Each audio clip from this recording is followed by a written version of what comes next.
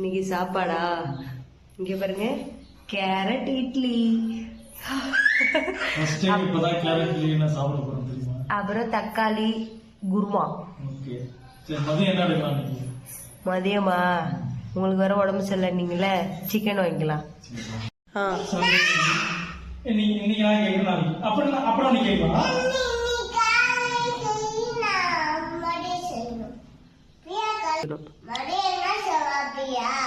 மதிய சாப்பாடாடி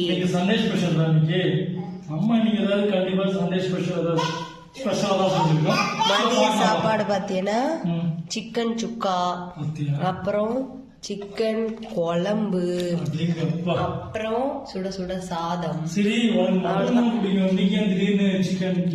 உங்களுக்கு உடம்பு சரியில்லை அதனால. சாப்பிடலாம்.